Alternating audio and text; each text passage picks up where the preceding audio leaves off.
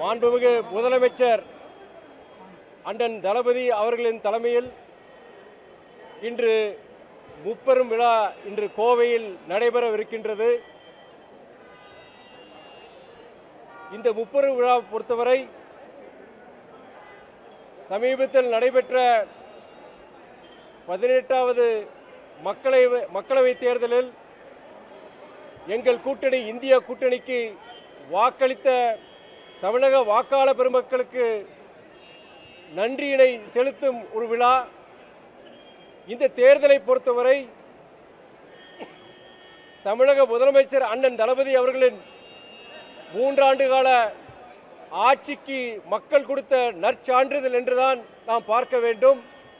அதே வேளையில் தமிழ்நாட்டில் திராவிட மண்ணில் மதவாத அரசியலுக்கு இடமில்லை என்று தமிழக மக்கள் இந்த தேர்தலில் தங்கள் வாக்குகளை செலுத்தி ஒரு விடையளித்துள்ளனர். வேற ஏதாவது क्वेश्चंस है? Specific questions?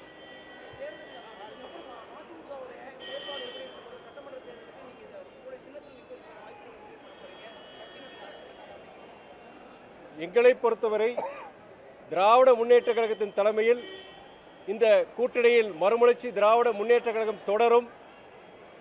சட்டமன்ற தேர்தலை பொறுத்தவரை 2026 இயக்கத்தை மேலும் வலுப்படுத்தும் விதமாக தமிழ்நாடு முழுவதும் நான் சுற்றுப்பயணம் கண்டிப்பாக நான் மேற்கொள்ள உள்ளேன். அது மட்டுமல்ல, 2026 பொறுத்தவரை நமது முதலமைச்சர் அண்ணன் தளபதி அவர்களின் வழிகாட்டுதலில் மறுபடியும் ஒரு மிகப்பெரிய வெற்றியை நாங்கள் பெறுவோம். அதற்கு நாங்கள் அந்த தேர்தலை ஒட்டி நாங்கள் செய்ய வேண்டிய பணிகள் நாங்கள் ஆயத்தமாவோம் என்பதை நான் சுட்டிக்காட்ட விரும்புகிறேன்.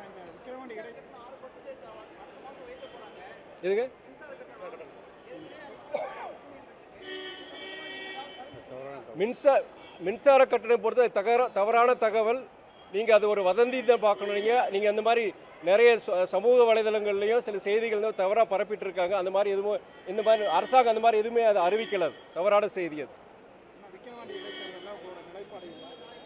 விக்கிரவாண்டி இடைத்தேர்தலை பொறுத்தவரை ஏற்கனவே சொன்ன மாதிரி நம்மளுடைய திமுக தலைமையிலான இந்த கூட்டணியில் மதிமுக தொடரும். அந்த கூட்டணி எங்களுடைய கூட்டணி சார்பாக திராவிட முன்னேற்ற கழகத்தின் வெற்றிக்கு நாங்கள் பாடுபடுவோம்.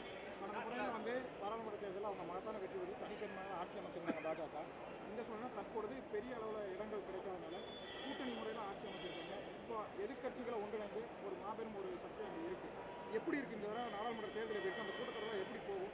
அவங்க கொண்டு வர திட்டங்கள்லாம் எந்த மாதிரி இருக்கு? நான் ஏற்கனவே இந்த ரிசல்ட் வந்தோடனே சொன்ன ஒரே விஷயம் என்னன்னா, இது ஒரு மாற்றத்திற்கான ஒரு அறிகுறி, ஒரு புதிய ஆரம்பம். மதவாத பாஜக வீழ்த்தப்பட முடியாத ஒரு சக்திங்கிறத முறியடிச்சிருக்கிற இந்த தேர்தலுடைய முடிவுகள்.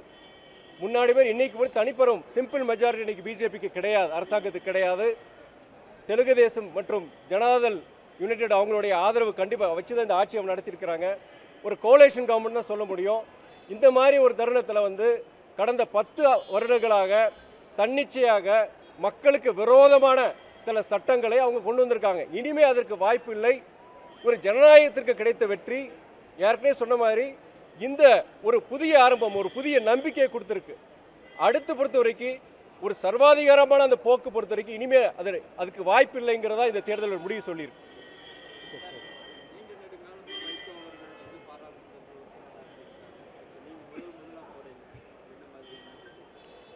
தலைவர் வைகோ பொறுத்த வரைக்கும் நீங்கள் சொன்ன மாதிரியே இந்தியாவின் சிறந்த ஒரு நாடாளுமன்ற உறுப்பினர் இருந்திருக்கிறாரு. நாடாளுமன்றத்தின் டைகர் என்று, பார்லிமெண்ட்ஸ் டைகர் என்று நம்முடைய தமிழ்நாடு மட்டும் கிடையாது, இந்தியா முழுவதும் இருக்கிற அரசியல் தலைவர்களால் மூத்த நாடாளுமன்ற உறுப்பினர் பாராட்டப்பட்டவர். அவரை பொறுத்த வரைக்கும் ஒரு பெரிய ஒரு ஆளுமை. எனக்கு இது முதல் தடவை அரசியலுக்கு வந்து 4 வருடங்கள் தான் ஆகின்றது. நாடாளுமன்றத்தில் முதலாக மக்களால் தேர்ந்தெடுக்கப்பட்டு நாடாளுமன்றத்தில் போயிருக்கிறேன். நான் மூத்த நாடாளுமன்ற உறுப்பினர்கள், இந்தியா கூட்டணியை சார்ந்த மூத்த நாடாளுமன்ற உறுப்பினர் அவங்களுடைய வழிகாட்டுதலோடு நிறைய படிக்க வேண்டியது இருக்குது, கடுமையாக உழைக்க வேண்டியது இருக்குது. முடிஞ்சால் தான் அட்லீஸ்ட் ஒரு பாஸ் மார்க்லாச்சும் வாங்கணும். நான் கண்டிப்பாக என்னால் முடிஞ்ச வரைக்கும் திருச்சி நாடாளுமன்ற தொகுதி மக்களுக்கு மட்டுமல்லாது தமிழக மக்களுக்கும், தமிழகத்தை பாதிக்கக்கூடிய எந்த விஷயமா இருந்தாலும் சரி, தமிழுடைய நலனுக்கு தமிழக மக்களின் நலனுக்காக ஒரு நாடாளுமன்ற உறுப்பினராக சிறப்பாக நான் செயல்படுவேன் என்கிற வாக்குறுதி எனக்கு கொடுக்குறாரு. விக்கிரவாண்டி இடைத்தேர்தலில் பாமக 40 நாடாளுமன்ற உறுப்பினர்கள் வந்து வெற்றி பெற்றும் பிரயோஜனம் இல்லை, சும்மா பார்லிமெண்ட்டுக்கு போயிட்டு இருக்காங்கன்னு சொல்லி பிஜேபி தொடர்ந்து பேசுகிறாங்க. அதாவது அவங்க இன்னைக்கு தமிழ்நாட்டில் பொறுத்த வரைக்கும் வாஷ் அவுட் இன்னைக்கு கிட்டத்தட்ட 11 இடங்களில் பாஜக டெபாசிட் இழந்திருக்கிறாங்க. அதை அவங்க யாரும் சொல்ல மாட்டேங்கிறாங்க. அது இல்லாமல் கிட்டத்தட்ட 10 வருடங்கள் கழித்து முதல் முறையாக பாஜக பொறுத்த வரைக்கும் சிம்பிள் மெஜாரிட்டி இல்லாமல் கூட்டணி இயக்கங்கள் சந்திரபாபு நாயுடு ஐயா அவங்களுடைய தெலுங்கு தேசம், நிதிஷ்குமாருடைய ஜனதாதள் யுனைடெட் இது இல்லாமல் அவங்க ஆட்சி நடத்த முடியாது. அப்போது பழையபடி அந்த சர்வாதிகார போக்கு சரி, மக்களுக்கு விரோதமான சில சட்டங்களை அவங்க கொண்டு வர முடியாத சூழ்நிலை முதல் கட்டமாக இந்த தேர்தலில் வந்திருக்கு. இது ஒரு நல்ல வாய்ப்பு, ஒரு நல்ல ஒரு ஆரம்பம்னு சொல்கிறேன் நான். பாஜக அதை சொல்ல மாட்டேங்கிறாங்க. இன்னைக்கு தனிப்பெரும்பான்மை அவங்களுக்கு கிடைக்கிறதுக்கு காரணம் என்ன? தமிழ்நாடு போன்ற மாநிலங்களில் அவங்களுக்கு முழுமையாக அவங்களுக்கு சைவர் கிடைச்சிருக்கு. இன்னைக்கு பல உத்தரப்பிரதேசில் குறிப்பாக நம்ம சொல்லணும்னா அயோத்தி கோயிலை வச்சு எந்த தேர்தலையும் அவங்க சந்திச்சாங்க. அந்த அயோத்தி கோயிலில் அமைஞ்சிருக்கிற அந்த ஃபைசலாபாத் அந்த தொகுதியிலே அவங்க பாஜக தோற்றுருக்கிறாங்க. இது பொறுத்த வரைக்கும் என்னன்னா மதவாத அரசியலுக்கு தமிழ்நாட்டில் மாத்திரம் கிடையாது, உத்தரப்பிரதேசிலே அவங்களுக்கு அது இடம் இல்லைன்னு சொல்லி எனக்கு மக்கள் இன்னைக்கு காமிச்சிருக்கிறாங்க. இன்னைக்கு என்னன்னா ஒரு புதிய நம்பிக்கை அடுத்து வர வருடங்கள் அடுத்து வர காலங்களில் பொறுத்த வரைக்கும் ஒரு புதிய அரசியல், புதிய ஒரு மக்களுக்கு ஒரு ஆதரவான மக்கள் முன்னேற்றத்திற்கு ஒரு இதாக இருக்கிற ஒரு அரசியலை இன்னைக்கு எல்லா இயக்கங்களும் பின்பற்றுவாங்கங்கிற ஒரு நம்பிக்கை ஏற்பட்டு. பாமக சார்பில் விக்கிரவாண்டி இடைத்தேர்தலில் தேசிய ஜனநாயக கூட்டணி சார்பில் பாமக போட்டியிடும், அதோட மாநில துணைத் தலைவர் அன்பரசு போட்டியிடுவார்னு சொல்லியிருக்காங்க. அதை எப்படி பார்க்குறீங்க? பாமக போட்டிட்டு அங்கே எந்த மாதிரி? இல்லை, அவங்க பாமக பொறுத்த வரைக்கும் அவங்க பாஜக கூட்டணியில் இருக்கிறாங்க. அவங்க சார்பாக அந்த இயக்கத்தில் ஒரு வேட்பாளர் நிப்பாட்டி இருக்கிறாங்க. அது அவங்க ஒரு ஜனநாயக நாட்டில் யார் வேணால் போட்டி போடலாம் செய்யலாம். அவங்களுடைய மக்கள் முடிவு எடுக்கணும். அதை பொறுத்த வரைக்கும் எங்களை பொறுத்த வரைக்கும் விக்கிரவாண்டியிலையும் திமுக தலைமையிலான கூட்டணி மிகப்பெரிய ஒரு வெற்றியை பெறுங்கிறத என்னோட நம்பிக்கை இருக்குது. ஆனால் இப்போ நம்ம பார்த்தீங்கன்னா நடந்து போன பாராளுமன்ற தேர்தலில் ஒரு சில கட்சியில் நாம் தமிழர் கட்சி, அதே போல் விடுதலை சிறுத்தை கட்சியில் மாநில அந்தஸ்தை பெற்றுவிட்டு அவங்களோட சின்னத்தில் போட்டிட்டு மாநில அந்தஸ்தை பெற்றுவிட்டாங்க. இப்போ நம்ம அடுத்த சட்டமன்ற தேர்தலில் தனித்து நம்ம சின்னத்தில் போட்டியிட வாய்ப்பு. யாருக்கே சொன்ன மாதிரி நாங்கள் அடுத்து வர தேர்தலை பொறுத்த வரைக்கும் திமுக தலைமையில் கூட்டணியில் மதிமுக போட்டியிடும். எங்களுக்கு பொறுத்த வரைக்கும் நாங்கள் ஒரு தனி இயக்கம், எங்களுக்குன்னு ஒரு சின்னம் இருக்குது. நாங்கள் எந்த சின்னத்திலும் நாங்கள் போட்டி போடுவோம். பட் அதே வேளையில் நீங்கள் இப்போது நாம் தமிழரை பொறுத்த வரைக்கும் நான் ஏற்கனவே சொன்ன மாதிரி அவங்க ஒரு தனியாக எந்த கூட்டணியும் இல்லாமல் அவங்க தனிச்சு நின்று அவங்க கிட்டத்தட்ட 8 விழுக்காடு வாக்குகள் அவங்க பெற்றிருக்கிறாங்க. அது ஒரு பாராட்டத்தக்க ஒரு விஷயம்தான். கொள்கை ரீதி எங்களுக்கு நாம் தமிழருக்கும் அண்ணன் சீமானுக்கும் பல வேறுபாடுகள் இருக்கலாம். ஆனால் அவருடைய விடாமுயற்சி தொடர்ந்து இன்னைக்கு இந்த 8 விழுக்காடு வாங்கியிருக்குன்னா இது பல வருடங்களுடைய அவருடைய சரி அவருடைய இயக்க தோழர்களுடைய உழைப்பினால வந்திருக்கு. கொள்கைகள் சித்தாந்தங்கள் படி எங்களுக்கு பிடிக்காது அது நாங்கள் வேறுபடுறோம். பட் அதே நேரத்தில் தனிப்பட்ட முறையில் பார்க்கும்போது அது பாராட்டத்தக்க விஷயம் தான் சொல்லுவாங்க.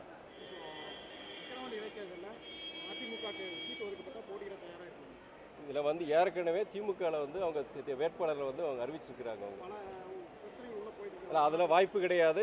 திராவிட முன்னேற்ற கழகத்தின் சார்பாக ஒரு வேட்பாளர் அறிவிச்சிருக்கிறாங்க. அந்த வேட்பாளருடைய வெற்றிக்கு நாங்கள் கண்டிப்பாக பாடுபடுவோம். அது குழப்பத்துக்கு வர்றது கிடையாது.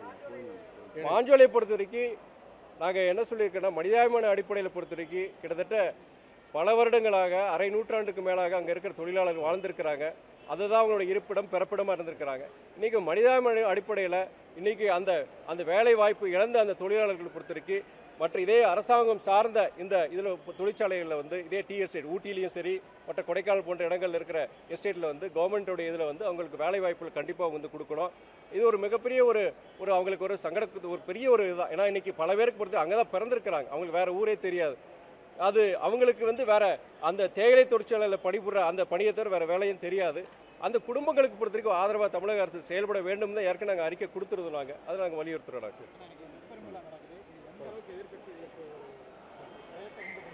நீங்கள் பத்திரிகையாளர் நீங்கள் பார்ப்பீங்க, நீங்கள் அந்த செய்தியை கொண்டு போக வேண்டிய